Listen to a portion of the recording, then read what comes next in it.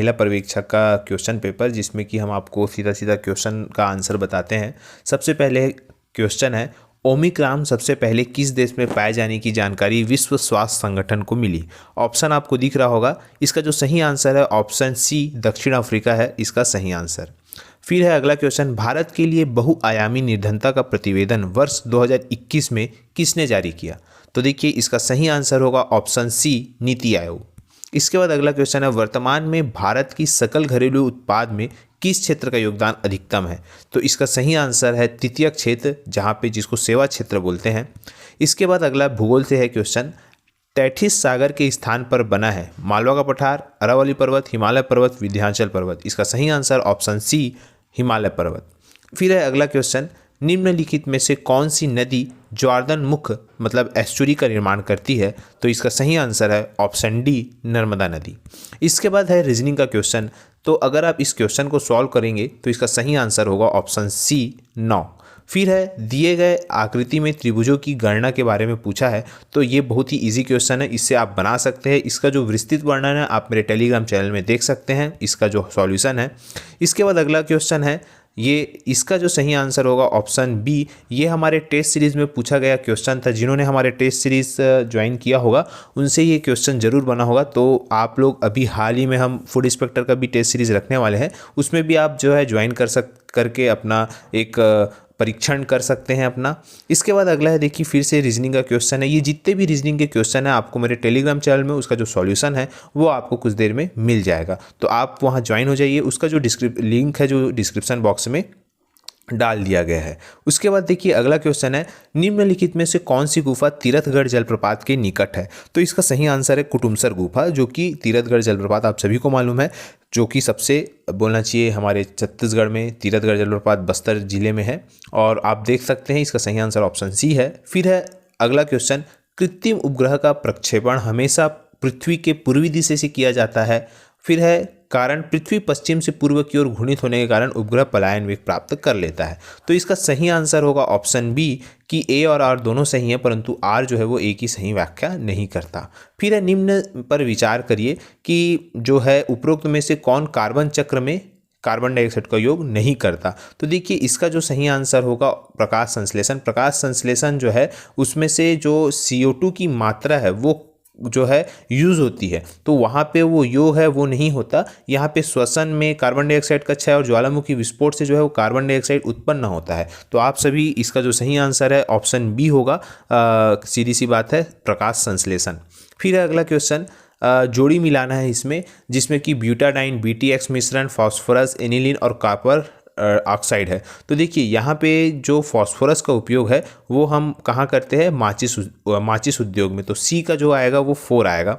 इसके बाद तो आप देख सकते हैं कि अगर आप सी का 4 करेंगे तो यहाँ पे बी और जो डी ऑप्शन है वो यहाँ पे मिल जाता है। उसके बाद इसमें से दोनों में से अब अगर आप एक मालूम चले तो देखिए एनिलीन का जो उपयोग है, एनिलीन का उपयोग जनरली जो हम करते हैं वो रबड़ उद्योग में करते हैं। उसके बाद जैसे कि देखेंगे तो डी का जो है 2 आएगा यहाँ पे, तो ऑप्शन जो बी है वो इसका जो है वो सही आंसर होगा। एनिलीन जो है इसका उपयोग हम कांच के उद्योग में करते हैं। इस प्रकार से अगर आप जोड़ी मिलाएंगे तो ये बन जाएगा। इसके बाद क्रायोजेनिक तकनीक का उपयोग खाली स्थान में किया जाता है। तो देखिए क्रायोजेनिक तकनीक जो है उसका सीधी सी बात है, सीधी अंतरिक्ष यात्रा में भी किया जाता है, शल्य चिकित्सा में भी किया जाता है और चुंबकीय उत्तोलन में भी किया जाता है, और साथ में बहुत सारा यूज़ है वैसे तो। इसके बाद अगला क्वेश्चन है धन विधेयक के संबंध में। तो देखिए इसका सही आंसर जो होगा ऑप्शन सी होगा, करों का अधिरोपण, करों का उत्साधन और करों का परिहार। इसका जो है वो सही आंसर होगा ऑप्शन सी। फिर है, सही क्या है? लोकसभा को संचित निधि पर भारित व्यय पर मत देने का अधिकार नहीं है।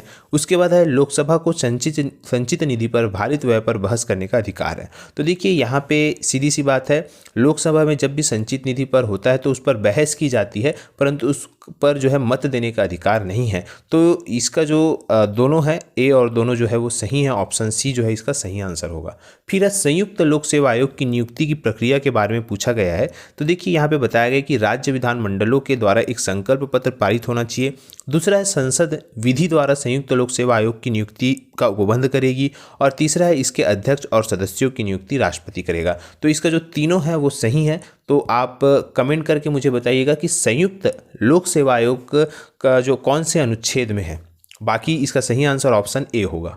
उसके बाद अगला है कि छत्तीसगढ़ राज्य में प्रथम इथेनॉल प्लांट की स्थापना निम्न में से किस स्थान पर की जाएगी? तो इसका सही आंसर है ऑप्शन सी, कवर्धा। फिर है अगला क्वेश्चन कि ओलाफ फोलज ने निम्न में से किस देश के चांसलर का पदभार ग्रहण संभाला? तो ये आपका करंट का क्वेश्चन है, करंट अफेयर थे, तो इसका सही आंसर होगा ऑप्शन बी, जर्मनी। फिर है आपको विषमता को पहचानना है, तो देखिए ये भी रीजनिंग का क्वेश्चन है, ये भी जो है क्वेश्चन नंबर 42 भी रीजनिंग का क्वेश्चन है। ये पूरे जो जितने भी रीजनिंग के क्वेश्चन हैं वो आपको मेरे टेलीग्राम चैनल में मिल जाएंगे, तो आप वहाँ पर ज्वाइन हो जाइए, इसका पूरा जो सॉल्यूशन है वो वहाँ पे से मिल जाएगा। तो ये जितने भी क्वेश्चन बताए मैंने सामान्य अध्ययन के बताए, और आशा है कि आपको ये पूरी चीज़ें जो है वो समझ आ गई होगी कि सामान्य अध्ययन से संबंधित जो भी आपको दिक्कत होगा, आशा है कि ये जो पूरी चीज़ें हैं वो आपको सही होगा।